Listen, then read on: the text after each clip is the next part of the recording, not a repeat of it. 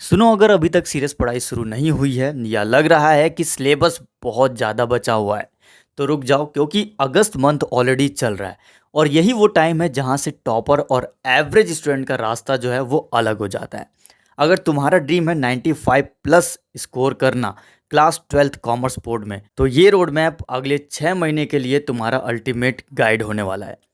आज हम month wise strategy, subject wise planning और कॉमन मिस्टेक पर बात करेंगे, इसलिए वीडियो को एंड तक जरूर देखना। तो यहाँ पर सबसे पहला फेज है अगस्त टू सितंबर का, यानी कि तुम्हारा प्राइमरी टारगेट होना चाहिए एटलीस्ट 70 से 80% सिलेबस फिनिश करना।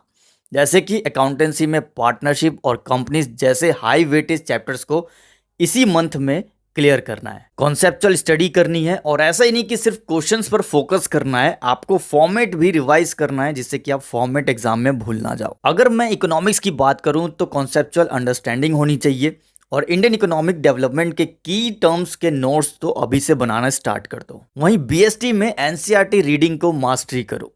केस स्टडी क्रैक करने का यही एक फॉर्मूला है। एनसीईआरटी के हेडिंग्स और कीवर्ड का प्रॉपर माइंड में बना लो। और सबसे इंपॉर्टेंट पॉइंट, अकाउंटेंसी का 1 से 1.5 घंटा प्रैक्टिस करना कभी मत भूलो। एक प्रो टिप देता हूं, हर चैप्टर खत्म होने के बाद 5 से 10 पास्ट ईयर क्वेश्चन पेपर जरूर सॉल्व करो ताकि बोर्ड लेवल को टच करो। अब आता है अक्टूबर एंड नवंबर। स्कूल के हाफ ईयरली एग्जाम्स चल रहे होंगे या खत्म होने वाले होंगे।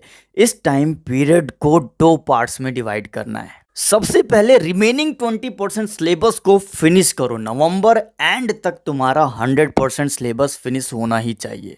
अपने self written shorts notes, formula sheets and BST flow charts जो तैयार करे हो, लास्ट मोमेंट रिवीजन के लिए यही काम आने वाले हैं। अब भाई दिसंबर एंड जनवरी तुम्हारा अल्टीमेट टेस्टिंग फेज है, यानी कि कम से कम हर सब्जेक्ट 5 से 7 बार फुल लेंथ एक सैंपल पेपर सॉल्व करो।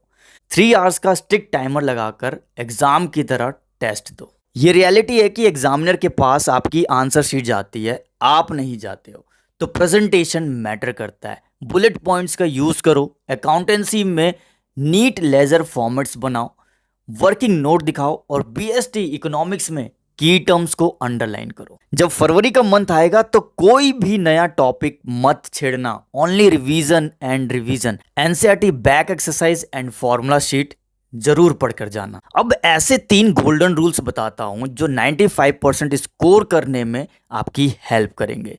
सबसे पहला पॉइंट है एनसीईआरटी इज गॉड, भगवान है आपके लिए। स्पेशली बीएसटी और इकोनॉमिक्स के लिए एनसीईआरटी लाइंस बाईपास मत करना, यानी कि बहुत ही अच्छे से एनसीईआरटी के सारे कॉन्सेप्ट को समझना है और बैक एक्सरसाइज को जरूर सॉल्व करना है। अब दूसरा पॉइंट है कंसिस्टेंसी ओवर इंटेंसिटी, यानी कि डेली 4-5 घंटे अगर आप लगातार क्वालिटी सेल्फ स्टडी करते हो तो वो आपके 12 घंटे से इरेगुलर पढ़ाई से ज़्यादा बेटर होगा। तो आपको डेली 4 से 5 घंटे सेल्फ स्टडी करनी ही करनी है। अब तीसरा पॉइंट है एनालाइज योर मॉक टेस्ट, यानी कि टेस्ट देने से ज़्यादा ज़रूरी है अपनी गलतियों को एनालाइज करना कि मार्क्स कहाँ कटे हैं। अगर इसको पता कर लिया तो 95% स्कोर करने से आपको कोई नहीं रोक सकता। तो आज ही अपना एक प्रैक्टिकल टाइम टेबल बनाओ और कमेंट में अपना टारगेट बोर्ड स्कोर लिखकर जाओ। I will score 95% in boards exam. तो लाइक करो अगर वीडियो हेल्पफुल लगी और चैनल को सब्सक्राइब कर लो ऐसे ही कॉमर्स फोकस स्ट्रेटजीज के लिए। मिलते हैं नेक्स्ट वीडियो में, तब तक के लिए ऑल द बेस्ट।